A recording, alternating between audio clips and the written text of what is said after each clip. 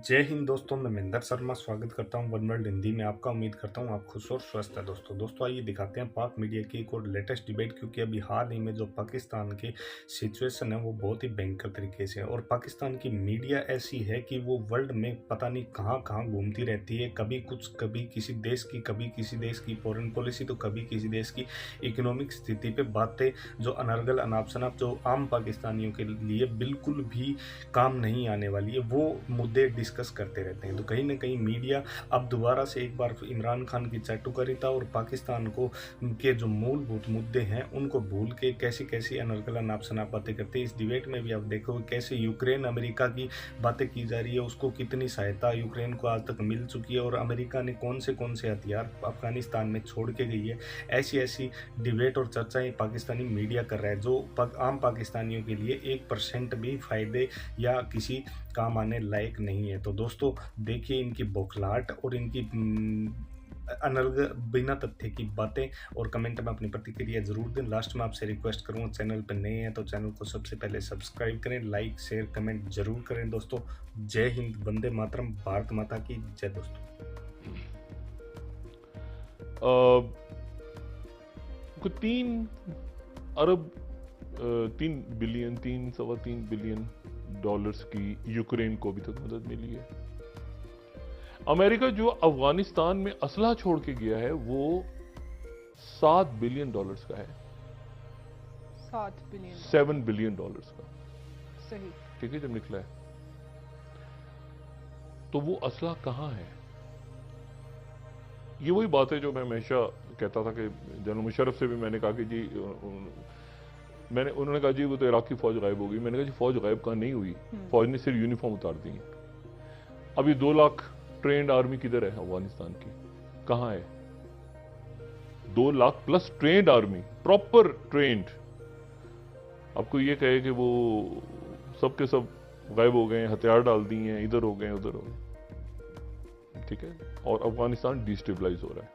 वहां पर पिछले, अगर हमारे मीडिया में तो बात डिस्कस नहीं हो रही, लेकिन वहां पे पिछले 10-15 दिनों में, 20 दिनों में या महीने में, महीने 1.5 महीने में इंटरनेशनल जो ब्रांड है ना, एक आलमी ब्रांड, वो तालिबान नहीं है अब, वो टीटीपी भी नहीं है, वो दाइश है।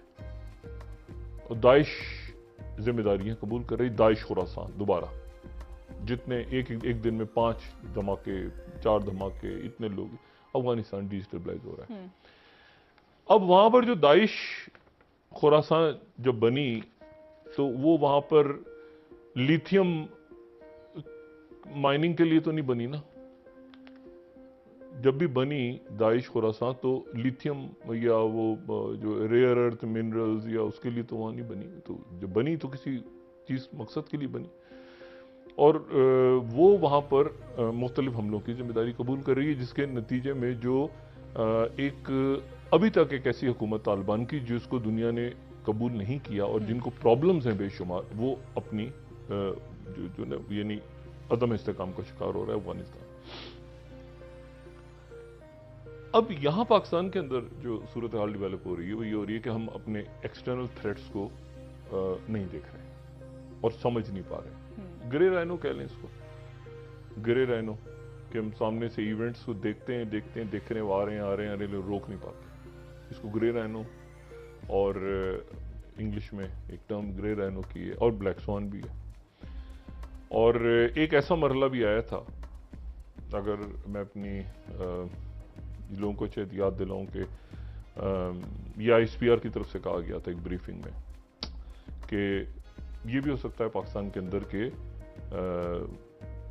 कुछ अरसे पहले, मेरे ख्याल से चंद महीने पहले या साल पहले शायद बात हुई थी कि एक ऐसी सूरत हाल भी डेवलप हो सकती है कि तमाम स्लीपर सेल्स एक ही वक्त में एक्टिव हो जाए।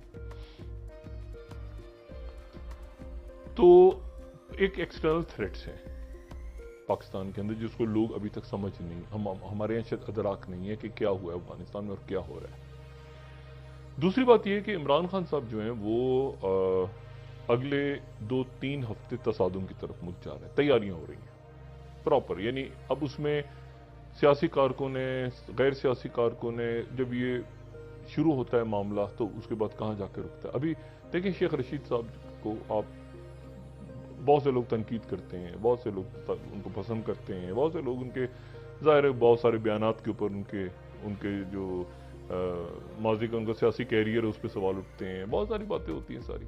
लेकिन ये ज़हन में रहे कि वो अभी कुछ अरसे पहले तक इंटीरियर मिनिस्टर थे और उनके सामने बहुत सारी ऐसी इंफॉर्मेशन गुजरी होंगी जिसकी बुनियाद पे वो ये कह रहे हैं कि 17 लोग या 20 लोग दाखिल हो गए हैं और पाकिस्तान में खाना जंगी का खतरा है। और ये तो उसको उस तनाजुर में हर बात को हम असल में होता ही कि फलाना आदमी कह रहा है ना छोड़ो यार ये तो ऐसे कहता है, ऐसे नहीं होता, कभी कभी हो भी जाती हैं चीज़ें। तो ये अदराक हुकूमत के अंदर भी है इस वक्त, ठीक है। और इसीलिए वो आप देखेंगे जो तोइन रिसालत के हवाले से सल्लल्लाहु अलैहि वसल्लम के हवाले से बात थी वो उसको धीमा कर दिया गया एकदम से।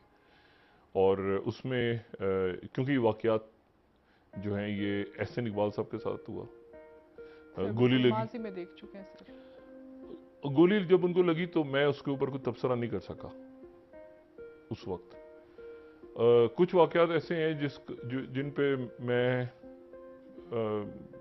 यानी मैं उस पर तबसरा नहीं कर सका। एहसन इकबाल साहब पे जो गोली लगी तो मैं बैन था, उन्हीं की गवर्नमेंट थी, लेकिन मैं उस वक्त मेरे ऊपर शायद कोई 8वीं 9वीं पाबंदी लगी हुई थी तो मैं उन दिनों में बैन था। लेकिन ये कि बड़ा एक अजीब बड़ा अफसोसनाक वाक़या था कि उनको गोली लगी उनके हाथ पर, वो बच गए बाल बाल। ख्वाजा आसिफ साहब के ऊपर स्याही फेंकी गई, बाकी और वाक़यात हुए। तो ये उससे थोड़ा सा पीछे हुकूमत उसको यानी आगे नहीं बढ़ाया गया। हाँ, लॉ एंड ऑर्डर के हवाले से क्या वाक़यात हुए, सऊदी गवर्नमेंट क्या कह रही है, वो हमारी इस्टेब्लिशमेंट्स और जो हमारे अदारे हैं वो उनके साथ बात कर लेंगे और उनके पास यकीनन इंफॉर्मेशन होंगी। इमरान खान साहब के हवाले से मैं आपको सिर्फ ये बताऊं कि पीडीएम की एक जमात के सरबराह, पीडीएम में जो पीडीएम तो नहीं है हुकूमत है, लेकिन उसमें मैं नाम यहाँ बताना नहीं चाह रहा, उनसे मैंने कुछ अर्से पहले ये बात पूछी, जमात के सरबराह। मैंने कहा जी आप ये जो तकरीर करते हैं अपनी कभी जलसे में, तो आप कम छोटी सी तकरीर करके 1-2 मिनट की साइड पे हो जाते हैं और ज़्यादा कोई बात भी नहीं करते, इधर उधर की बात करके कि जमहूरियत होनी चाहिए और ये वो साइड पे हो जाते हैं। इमरान खान के ऊपर तनकीद नहीं करते आप, तो बड़े तजर्बाकार, बहुत मंझे हुए, पाकिस्तान के चंद बहुत, अगर आप समझें कि यानी मंझे हुए पुरानी जमात के सरबराह जिन्होंने ऊंच नीच देखी हुई है, तो वो मुझे कहते हैं कि डॉक्टर साहब मैं इमरान को इसलिए कुछ बुरा नहीं कहता। उन्होंने फिर जो लफ्ज़ का ऐसे करके कि यार ये मैं क्या कहूँ उसको, और फिर उसके बाद वो कहते हैं कि यार मुझे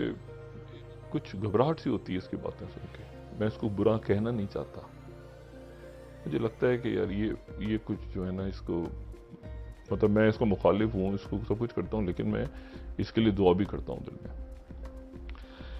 अच्छा, अब तो इमरान खान जो है उनका मुकम्मल जो दारोमदार है वो इस वक्त है पब्लिक पे, पब्लिक और जाहिर है उनकी कोर कमेटी जो जिन पे वो इतबार करते हैं और जो उनके साथ लोग अच्छे बुरे वक्त में साथ खड़े हैं, और वो पब्लिक जो पाकिस्तान में है और पाकिस्तान से बाहर है। और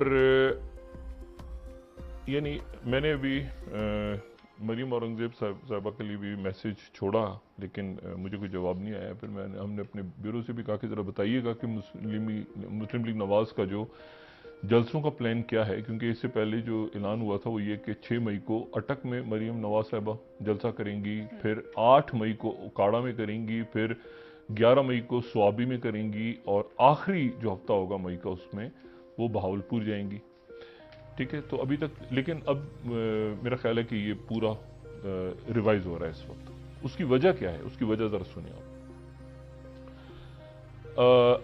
6 तारीख को अभी इमरान खान साहब ने जो ऐलान किया है, 6 तारीख को इमरान खान साहब मियांवाली में, ठीक है, 7 तारीख को वो यूरोप और बरतानिया में रहने वाले लोगों से खिताब कर रहे हैं, 8 तारीख को वो एबटाबाद में है, 9 तारीख को वो रावलपिंडी में है। जल्द से देखें आप, 8 तारीख को एबटाबाद में है, 9 तारीख को रावलपिंडी में है, 10 तारीख को जेहलम में है, 11 तारीख को लाहौर में वकीलों का कन्वेंशन है, 12 तारीख को अटक में जलसा है, 13 तारीख को मर्दान में जलसा है, 14 तारीख को सियालकोट में जलसा है, 15 तारीख को फैसलाबाद में जलसा है। ठीक है, फैसलाबाद में जो जलसा है, ये वो जलसा है जो जिसमें शेख रशीद साहब ने जिसके बारे में कहा है कि मैं वहां पे आ रहा हूं राना सनाउल्लाह साहब के इलाके में जी। अच्छा, उसके बाद 16 तारीख को 15 के नेक्स्ट डे स्वाबी में जलसा है, फिर 17 को कोहाट में जलसा है, फिर 18 तारीख को चकवाल में जलसा है, फिर उसके बाद एक दिन 19 का अभी फाइनल नहीं हुआ लेकिन फिर खैबर पख्तूनख्वा में जलसा होगा, और फिर उसके बाद मर्दान में दोबारा जो जलसा गालिबन 20 तारीख को रखा गया है, लेकिन 20 को मर्दान नहीं है, मुल्तान है। ये मेरे पास मेरे पेपर गलत है, गालिबन मुल्तान का प्लान है 20 तारीख को। और उसके साथ ही फिर आखिरी हफ्ता शुरू हो जाएगा मई का, जिसमें उन्होंने कहा है कि इस्लामाबाद की तरफ वो कॉल देंगे। अच्छा, अब यहां पर हुकूमत जो है, मैं रोज ये बात